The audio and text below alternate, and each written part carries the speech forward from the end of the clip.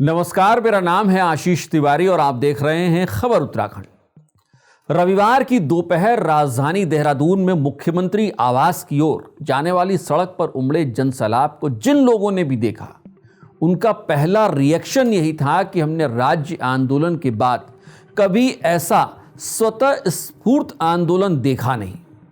हजारों की तादाद में उमड़ी पहाड़ के लोगों की भीड़ और लबों पर एक ही मांग, अंकिता को न्याय दो। अंकिता हत्याकांड की सीबीआई जांच कराओ।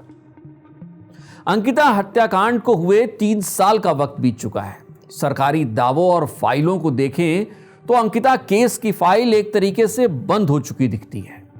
आरोपियों का दोष सिद्ध हो चुका है, उन्हें सजा मिल चुकी है और वो जेल में है। एक बार की ये सुनने के बाद ऐसा लगता है कि मरने के बाद ही सही, लेकिन अंकिता को पूरा न्याय मिल गया।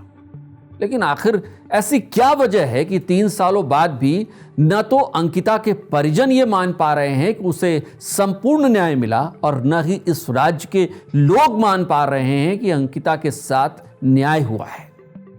दरअसल न्याय व्यवस्था अगर ऐसी न हो कि उसमें आम जनमानस में विश्वास पैदा हो उससे, तो वो न्याय मानो अधूरा रहता है और यही अंकिता केस में हो भी रहा है।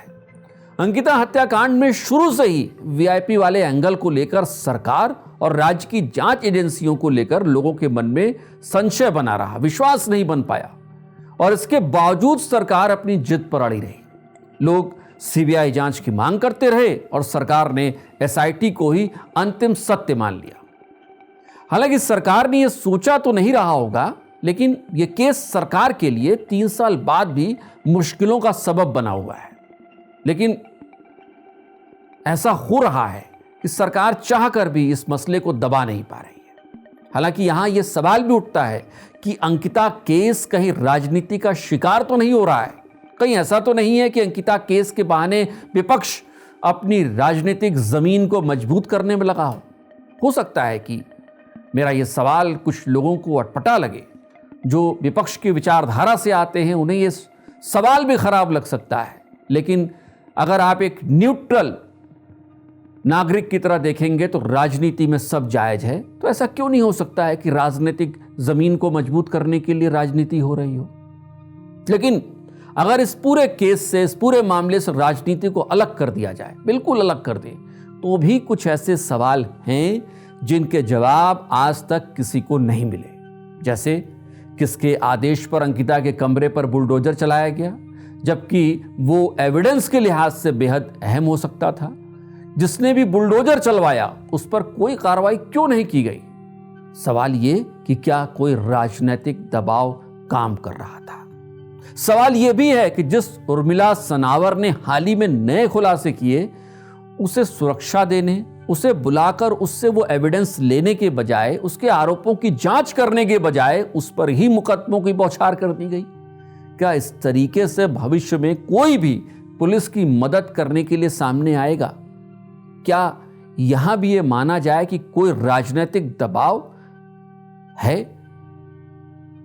पुलिस और सरकार यह कहती रही है कि सुप्रीम कोर्ट तक ने एसआईटी जांच की दिशा को सही बताया है, लेकिन उर्मिला सनावर के खुलासे के बाद तो हालात बदल चुके हैं और ऐसे में भी सुप्रीम कोर्ट यही कहेगा, ऐसा लगता नहीं है। एक और बात जो अब लोगों को महसूस होने लगी है और वो बेहद अहम है, और शायद वीडियो का ये जो हिस्सा है वो हिस्सा राज्य के नागरिकों को तो देखना ही चाहिए।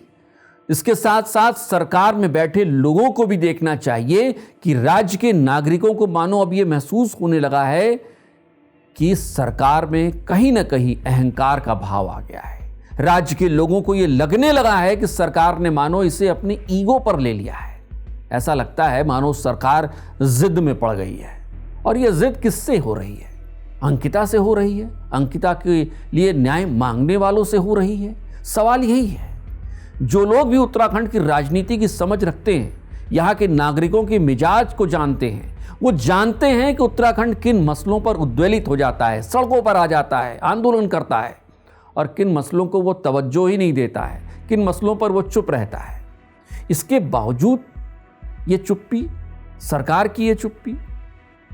और एक बेहद अहम बात जो इस वीडियो में हम कहना चाहते हैं, बेहद अफसोस और दुख के साथ इस बात को हम कह रहे हैं, कि जिस सूबे को लेकर खुद देश के प्रधानमंत्री भविष्यवाणी करते हैं कि आने वाला दशक इसी सूबे का होगा, वो बार बार ये बताते हैं कि सूबे के साथ उनका बहुत पुराना अटैचमेंट है, और उनकी पार्टी भी बार बार यही कहती है कि मानो खुद प्रधानमंत्री इस सूबे की निगहबानी करते हैं। उस सूबे में भी एक बेटी को संपूर्ण न्याय दिलाने के लिए कभी प्रधानमंत्री के मुंह से एक शब्द आज तक क्यों नहीं निकला?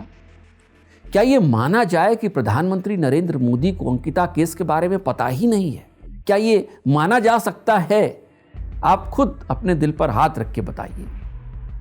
या फिर ये मान लिया जाए कि उनकी ये चुप्पी बेहद सेलेक्टिव चुप्पी है, सोची समझी चुप्पी है। किस मसले पर बोलना है उन्हें पता है और किस मसले पर नहीं बोलना है उन्हें पता है।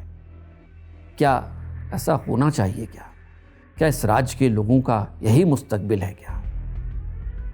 हो सकता है कि इस मामले में कोई वीआईपी हो ही ना। यह भी हो सकता है कि वीआईपी कोई राजनीतिक हस्ती हो और उस पर पर्दा डाला गया हो। दोनों ही बातें अभी तक जिस हालात जो बने हैं उसमें दोनों ही बातें अभी खुली हुई हैं। यह भी हो सकता है कि राज्य सरकार सीबीआई जांच चाहती हो लेकिन केंद्र से हरी झंडी ही न मिल रही हो। बहुत तेरे सवाल हैं। ये बताते हैं कि अंकिता केस राजनीति, अपराध और जांच एजेंसियों के रहस्य लोक में फंसकर रह गया है, और इस रहस्य लोक से पार ही अगर निकलेगा तब शायद अंकिता को संपूर्ण न्याय मिल जाए और इस राज्य के लोगों को यह यकीन हो पाए कि अंकिता को मरने के बाद ही सही लेकिन पूरा न्याय मिला है। इस वीडियो पे अपनी राय देना मत भूलिएगा। कमेंट बॉक्स आपके लिए है। और आखिर में आपसे गुजारिश कि हमारे चैनल को सब्सक्राइब करना और बेल आइकन दबाना बिल्कुल न भूलें। नमस्कार।